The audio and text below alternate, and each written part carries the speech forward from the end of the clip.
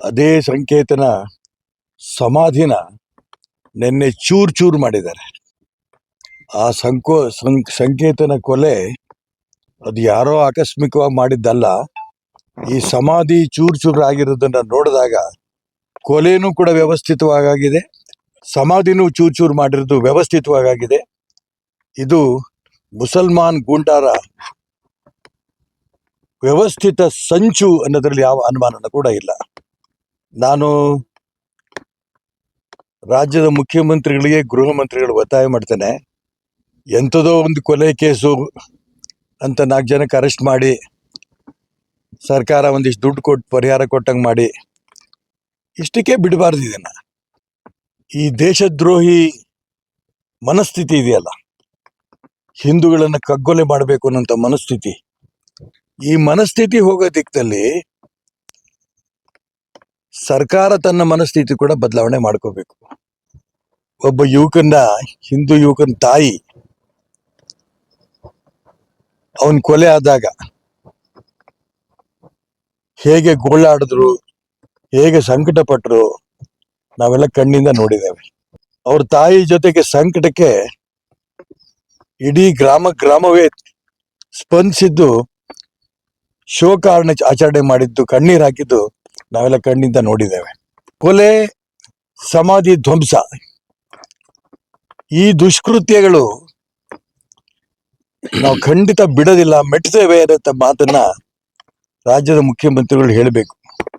ಮಂಗಳೂರಲ್ಲಿ ಒಂದು ಕೊಲೆ ಆದಂತ ಸಂದರ್ಭದಲ್ಲಿ RSS, BJP ಇವರು ಯಾರದೇ ಕೋಮುವಾದಿಗಳನ್ನು ಬಿಡಲ್ಲ ಅನ್ನಂತ ರಾಜಾರೋಷವಾಗಿ ಹಿಂದೂ ಸಂಘಟನೆಗಳ ಮೇಲೆ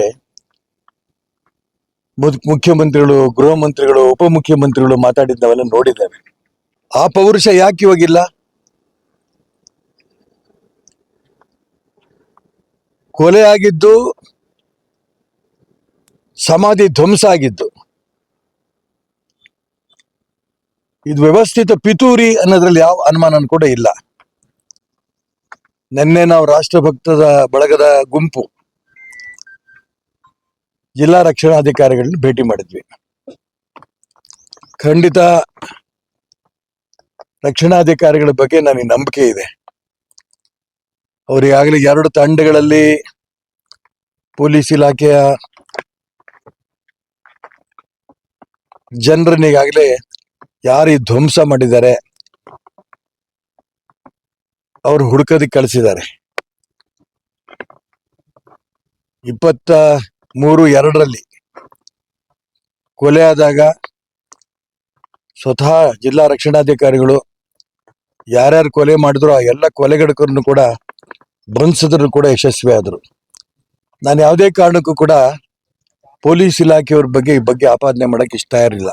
ಆದರೆ ಸರ್ಕಾರ ಮುಸಲ್ಮಾನರ ಪರ ಈ ವ್ಯವಸ್ಥೆ ಇದೆಯಲ್ಲ, ಇದನ್ನ ತನ್ನ ಮನಸ್ಥಿತಿ ಬದಲಾವಣೆ ಮಾಡ್ಕೊಳ್ಳಿಲ್ಲ ಅಂತಂದ್ರೆ ಬರುವಂತ ದಿನಗಳಲ್ಲಿ ಇಡೀ ಹಿಂದೂ ಸಮಾಜ ಈ ಸರ್ಕಾರದ ವಿರುದ್ಧ ದಂಗೆ ಏಳಂತ ಪರಿಸ್ಥಿತಿ ಬಂದ್ರೂ ಆಶ್ಚರ್ಯ ಇಲ್ಲ. ಇದನ್ನು ಮುಖ್ಯಮಂತ್ರಿಗಳು, ಉಪಮುಖ್ಯಮಂತ್ರಿಗಳು, ಗೃಹ ಸಚಿವರು ಗಮನಿಸಬೇಕು. ಇದು ಮೊದಲನೇದು. ಮುಸಲ್ಮಾನ್ ನಾಯಕರಿಗೆ ನಾನು ಪ್ರಾರ್ಥನೆ ಮಾಡ್ತೇನೆ, ಈ ರೀತಿ ಗೂಂಡಾಗಿರಿ, ಕೊಲೆ ಮಾಡಂತ ಪ್ರವೃತ್ತಿ ನೀವು ಬದಲಾವಣೆ ಮಾಡ್ಕೊಳ್ಳಿಲ್ಲ ಅಂದ್ರೆ, ನಿಮ್ಮ ಹುಡುಗರಿಗೆ, ಯುವಕರಿಗೆ ಬದಲಾವಣೆ ಮಾಡಿಸ್ಲಿಲ್ಲ ಅಂತಂದ್ರೆ ಇವತ್ತಿಲ್ಲ ನಾಳೆ ಇದನ್ನು ನೀವು ಕೂಡ ವೈಯಕ್ತಿಕವಾಗಿ ಅನುಭವಿಸ್ಬೇಕಾಗತ್ತೆ. ಈ ಎಚ್ಚರಿಕೆಯನ್ನು ಕೂಡ ಅವ್ರಿಗೆ ಕೊಡಕ್ಕೆ ಇಷ್ಟಪಡ್ತೇನೆ.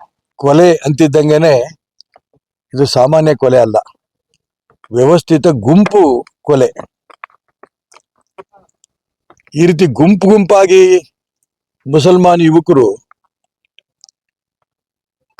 ಒಬ್ಬ ಹಿಂದೂ ಯುವಕನ ಕೊಲೆ ಮಾಡಂತ